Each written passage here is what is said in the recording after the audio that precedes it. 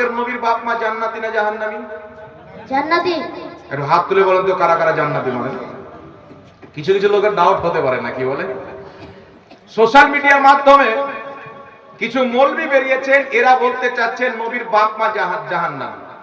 একটি কথা মনে রাখবেন, নবী পাকের বাপ মাকে জাহান্নামী একটা দুটা আব্দুর রাজ্জাক নয়, যদি কোটি কোটি চলে আসে প্রমাণ করতে পারবে না।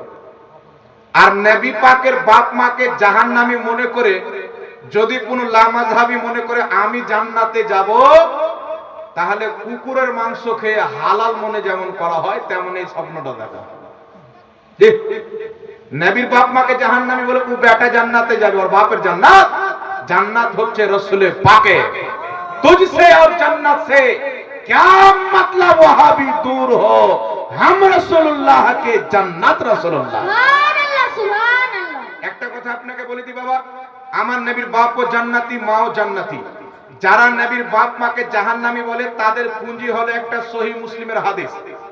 আল্লাহর নবী আলাইহিস সালামকে একজন ব্যক্তি জিজ্ঞাসা করছেন, সহিহ মুসলিমের হাদিস, ইয়া রাসূলুল্লাহ আমার বাবা কোথায়? নবী পাক বলছেন আবাকা ফিন্নার, তোমার বাপ হলো জাহান্নামে। সে লোকটা নারাজ হয়ে গেল, মানে কষ্ট পেল, দুঃখ পেল, গমগিন হয়ে গেল, দুঃখিত হয়ে গেল। তো রাসূল পাক বলছেন তোমার বাপ আমার বাপ দুইজনই জাহান্নামে। এই হাদিসকে নিয়ে নবীর বাপকে মাকে জাহান্নামী প্রমাণ করার চেষ্টা করা হয়, নাউজুবিল্লাহ। তবে আপনাকে বলি পৃথিবীর মুসলমান, আমি জান্নাতি প্রমাণ করার পূর্বে আগে এই হাদিসটার জবাব দিয়ে দিই।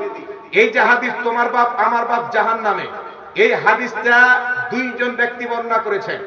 সর্বপ্রথম নবী পাক থেকে সাহাবী বর্ণনা করছেন হযরতে আনাস বিন মালিক। হযরতে আনাস থেকে তিনার ছাত্র বর্ণনা করছেন তাবেঈ হযরতে সাবিত বিনানি রাদিয়াল্লাহু তাআলা আনহু। আর সাবিত বিনানির ছাত্র হচ্ছে দুইজন, একজনের নাম হচ্ছে হাম্মাদ, একজনের নাম হচ্ছে মামা। সহিহ মুসলিমে হাম্মাদ বর্ণনা করছেন, তিনি বর্ণনাতে নিয়ে এসেছেন নবী বলছেন তোমার বাপ আমার বাপ জাহান্নামে। আর মামার নিজের জামেতে হাদিস নিয়ে এসেছেন, এই মামার বলছেন নবী ওই কথা বলেননি, উনি বলছেন তুমি যখন কোনো কবরের পাশে দিয়ে গমন করবে জাহান্নামী, তাকে জাহান্নামের সুসংবাদ দিবে। রাসূল পাক কি বললেন? তুমি যখন কাফিরের কবরের পাশে দিয়ে গমন করবে তাকে জাহান্নামের সুসংবাদ দিবে। একই হাদিস দুইজন বর্ণনাকারী আলাদা আলাদা বর্ণনা করছেন। হাম্মাদ সহিহ মুসলিমে বলছেন নবী বলেছেন তোমার বাপ আমার বাপ জাহান্নামে। মামার বলতেছেন নবী এই কথা বলেননি, নবী বলেছেন তুমি যখন কোনো কাফিরের কবরের পাশে দিয়ে গমন করবে তাকে জাহান্নামের সুসংবাদ দিবে। এইবার দুইজনের মধ্যে কারটা গ্রহণযোগ্য হবে এটা দেখতে হবে। তো পৃথিবীর মুসলমান, যেই লোকটাকে নবী বলেছিলেন আবাকা ফিন্নার, তোমার বাপ জাহান্নামে, ওই লোকটার কি বক্তব্য? ওই লোকটা বলতেছে নবী পাক আমাকে এমন কাজ দিয়েছে, আল্লাহর নবী বলেছে তুমি যখন কোন জাহান্নামীর কবরের পাশে দিয়ে কাফিরের কবরের পাশে দিয়ে গমন করবে তাকে জাহান্নামের সুসংবাদ দিবে। সুবহানাল্লাহ সুবহানাল্লাহ। এখান থেকে একটা জিনিস বুঝা কি গেল, যেই লোকটাকে নবী বলেছে তোমার বাপ জাহান্নামে, ওই লোকটা বলছে নবী বলেছিলেন তুমি জাহান্নামীর কবরের পাশে দিয়ে গমন করলে তাকে জাহান্নামের সুসংবাদটা দিয়ে দিবে, জাহান্নামের সংবাদ শুনিয়ে দিবে। আর মামার এটাই কথা বলেছেন। হাম্মাদ শুধু বলেছেন তোমার বাপ আমার বাপ জাহান্নামে। এই হাম্মাদ কখন বর্ণনা করেছেন? উনার শেষ বয়সে হাদিসটি বর্ণনা করেছে ইমাম যাহাবী মিজানুল ইতিদালের মধ্যে। ইমাম ইবনে হাজার আসকালানী তাহযিবুত তাহযিব কিতাবের মধ্যে লিখেছেন হাম্মাদের শেষ বয়সে উনার স্মৃতি শক্তি লোপ পেয়েছিলেন, মানে উনার স্মরণ শক্তি কমজোর হয়ে গেছিলেন, তাই তিনি বলেছেন তোমার বাপ আমার বাপ জাহান্নামে। কিন্তু মামা ইনার স্মরণ শক্তি লোপ পায়নি, টানাটান সহি ছিলেন। ইনি বর্ণনা করছেন নবী বললেন তুমি যখন কাফিরের কবরের পাশে দিয়ে গমন করবে তাকে জাহান্নামের সুসংবাদ দিয়ে দিবে। ইমাম জালালউদ্দিন সিউতি আল হাবিলিল ফাতাওয়া দ্বিতীয় খণ্ডের মধ্যে উল্লেখ করছেন মামারের কথাটা গ্রহণ করা হবে, হাম্মাদের কথা গ্রহণ করা যাবে না। তোমার বাপ আমার বাপ জাহান্নামে, এটা হাম্মাদ ভুল করে বলেছেন। তুমি যখন জাহান্নামীর কবর পাশে দিয়ে গমন করবে তাকে জাহান্নামের সুসংবাদ দিবে, এটা মামার সহি ভাবে বর্ণনা করেছেন। একটু জোরে বলতে হবে সুবহানাল্লাহ।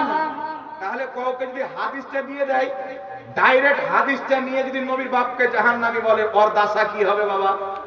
এইরকম সব ওয়াহাবী এই হাদিস দিয়ে অন্ধ কানা মুকাল্লিদ হয়ে যাচ্ছে।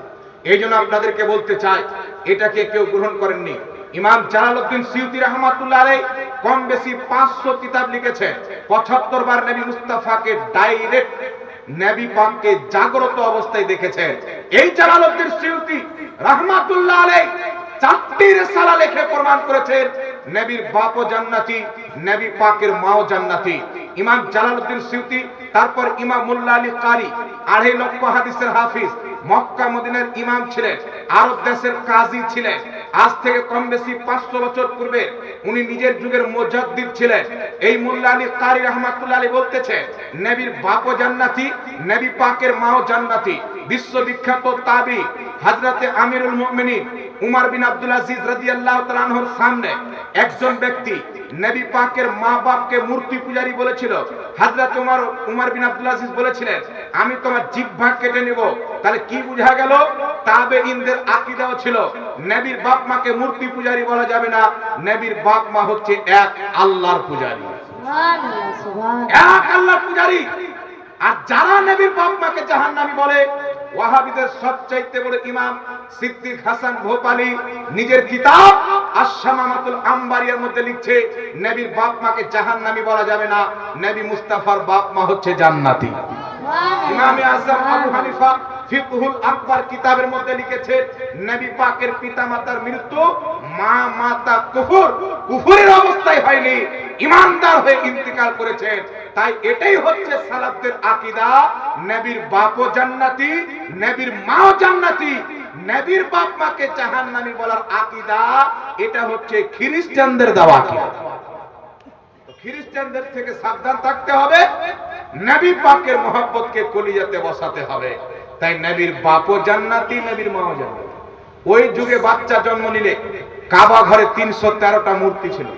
তার মধ্যে যেগুলো সবচাইতে বড় ছিল, কোনটার নাম লাত, কোনটার নাম মানাত, কোনটার নাম উজ্জা। তো ছেলে পেলের নাম মানুষ রাখতো কি? আব্দুল্লাহ, লাতের বান্দা মানে মূর্তির বান্দা। আব্দুল মানাত, মানাতের বান্দা। কিন্তু জনাবে আব্দুল মুত্তালিব রাদিয়াল্লাহু তাআলা আনহু নবী পাকের দাদা যখন আব্দুল্লাহ জন্মগ্রহণ করলেন, তো আব্দুল্লাহ রাখলেন না, উনি নাম রাখলেন আব্দুল্লাহ, আল্লাহর বান্দা। নাম থেকে বোঝা যায় মূর্তির পূজা করনেওয়ালা ছিলেন না, আল্লাহর ইবাদত করনেওয়ালা ছিলেন। সুবহানাল্লাহ, সুবহানাল্লাহ। মূর্তির নামে নাম রাখতেন, ওই যুগের রেওয়াজ ছিল। আল্লাহর নামে আব্দুল্লাহ কেন রাখতেন? আল্লাহর বান্দা। এই জন্য পৃথিবীর মুসলমান আহলে সুন্নাতের প্রতি কায়েম থাকেন সুন্নি জামাতে। আমাদের সব দলিল কোরআন হাদিস ইজমা কিয়াসে লিপিবদ্ধ আছে। এটা আলাদা ব্যাপার যে আমার আপনার জানা না। হচ্ছে কালকে কোনো ভাগড়া কোনো টুপিওয়ালা মৌলবি সোশ্যাল মিডিয়াতে এমন মৌলবি বেরিয়েছে বাবা, এইভাবে লম্বা লম্বা ঘুমটা দেবে এইভাবে। আর দাঁড়িয়ে আর মোট যদি না থাকে, খোদার কসম যুবকরা চিনতে পারবে না ছোড়া না চড়ি, একটাও চিনতে পারবে। হ্যাঁ, এই ঘুমটালা মৌলবি থেকে ঈমান বাঁচিয়ে রাখেন। আমরা হচ্ছে সুন্নি মুসলমান। আমাদের দল ইবনে আব্দুল ওয়াহাব নজদি থেকে নয়, আলবানি থেকে নয়। আমাদের দল হচ্ছে খাজা মঈনুদ্দিন চিশতি থেকে। আমাদের দল হচ্ছে গৌসে আজম থেকে। আমাদের দল ইমামে আজম থেকে, সাহাবা থেকে। আমরা ইয়াজিদি নয়, আমরা হচ্ছে হুসেনের দলের লোক। আল্লাহ সবকে কবুল করুক, আপনাদের সকলের দানকে কবুল করুক। সবাই নবীর প্রেমে দাঁড়িয়ে সালাত ও সালাম করেন। ইয়া নবী সালামু আলাইকা।